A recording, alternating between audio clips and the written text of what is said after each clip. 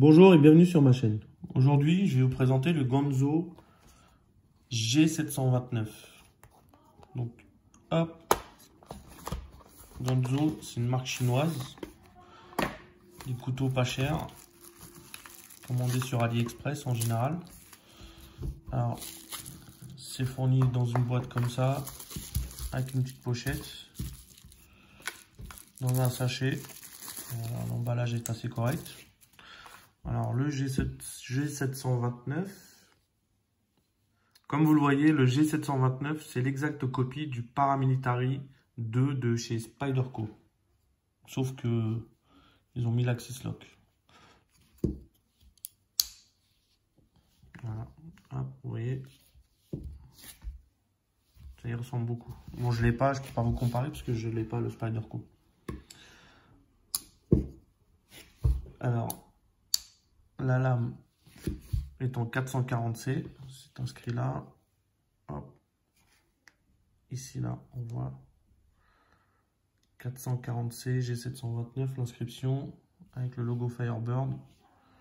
L'inscription Ganzo ici de ce côté-là. La longueur de la lame fait 8,9 cm et l'épaisseur 3 mm. Le manche, lui, il est en G10 avec des plaquettes G10 et des platines ajourées. Hop, vous voyez, regardez. On voit qu'ils sont ajourés à l'intérieur. C'est une construction ouverte. Donc les entretoises, c'est juste des pins qui sont posés, qui sont vissés là. Il pèse 116 grammes, il n'est pas très lourd, il est assez léger, il est assez confortable. Le manche fait de 12 cm, c'est ça, 12 cm, et longueur totale ouverte 21 cm. Donc comme je l'ai dit, c'est un système de verrouillage de la lame. Donc c'est le système Axis Lock, inspiré de Benchmade. Et le système d'ouverture, comme le Spyderco, c'est le thumb hole. Donc c'est le trou qui est dans la lame. Donc avec le pouce là, on ouvre comme ça. Ceinture réversible, pas 4 positions. Sur le Spyderco, c'est 4 positions. Sur celui-là, c'est 2 positions. Je pense que c'est dû au fait que l'Axis Lock empêche de mettre de placer les fixations pour avoir les 4 positions. Mais bon, 2 positions, c'est déjà pas mal. Et moi, je l'ai acheté pour ça, parce que je suis gaucher. Et j'ai besoin de le placer de l'autre côté pour le mettre dans ma poche de gauche. Donc là, ce que je vais faire, c'est que je vais commencer par déplacer le clip à gauche. Le clip ceinture, il est positionné pour les droitiers. Et comme moi je suis gaucher, et sur celui-là on peut le mettre dans les deux sens, je vais le démonter et le réinstaller de l'autre côté pour avoir le clip côté gaucher. C'est parti.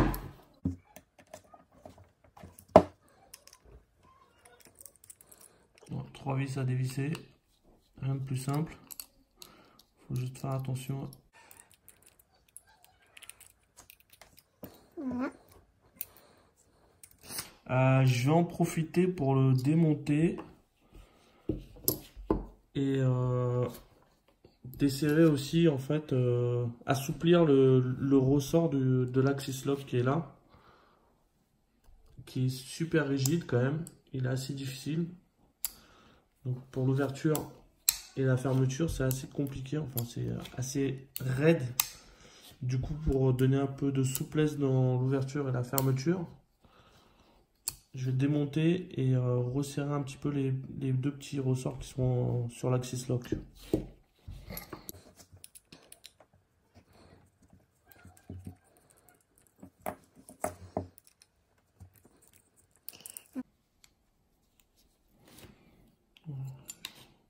Ok. Là, vous voyez ce ressort là, qui est là. Je vais essayer de l'enlever.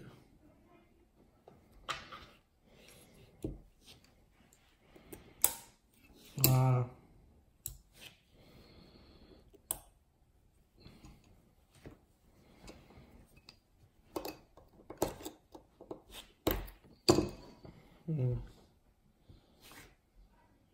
Vous voyez, il est super écarté par rapport au trou. Je vais essayer de le rapprocher un petit peu pour qu'il y ait moins de tension.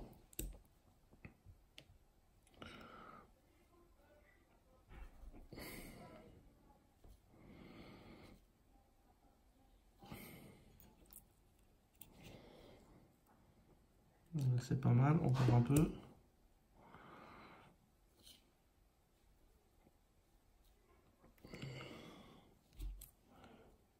Alors, voyons voir ce que ça donne.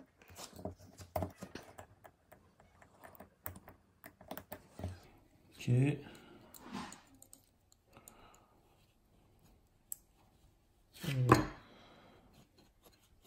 Bon, j'ai la tension de l'autre côté. Donc je vais essayer de le défaire de l'autre côté aussi. Voilà, ça tombe dans le vide, donc je vais essayer de le débloquer et de me sortir la plaquette. Bon, j'arrive pas à défaire cette vis là, elle tombe dans le vide là. Il y a tout qui tourne ensemble, donc je vais tricher un peu. Je vais écarter la plaquette G10 pour la tourner un petit peu sans la casser. Voilà, comme ça. Et on va, pareil, détendre celui-là un petit peu. C'est parti. Voilà. Donc vous voyez comment il est écarté. C'est assez dur quand même, il faut faire attention à ne pas se faire mal. À ne pas se planter. Voilà. voir ce que ça donne comme ça, si c'est assez ou pas.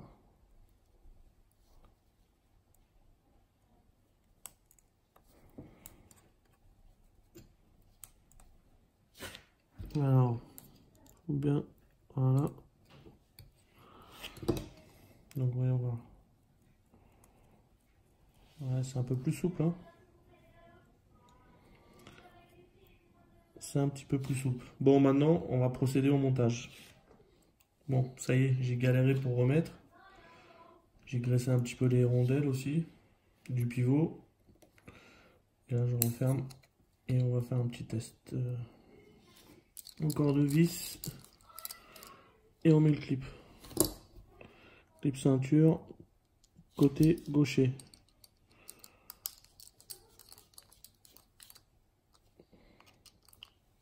Voilà. En tout cas, l'Axis Lock est beaucoup plus souple, hein.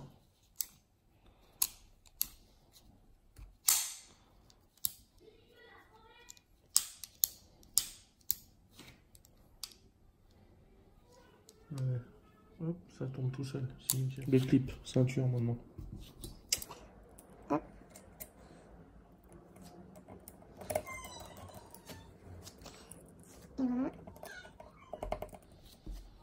Une fois monté, on va tester la souplesse.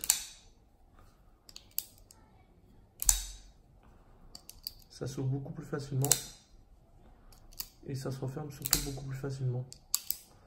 L'Axis Lock est beaucoup plus doux et la lame, et vous voyez, elle tombe toute seule, c'est nickel. Au niveau de la rétention, par contre, j'ai perdu.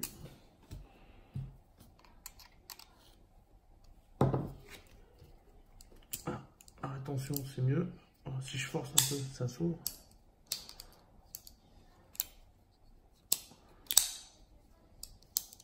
Bon. Petit réglage du pivot. Trouver le juste milieu entre l'ouverture et la fermeture. Vous voyez là, là c'est plus dur là. Bon, c'est quand même mieux que au départ. Voilà.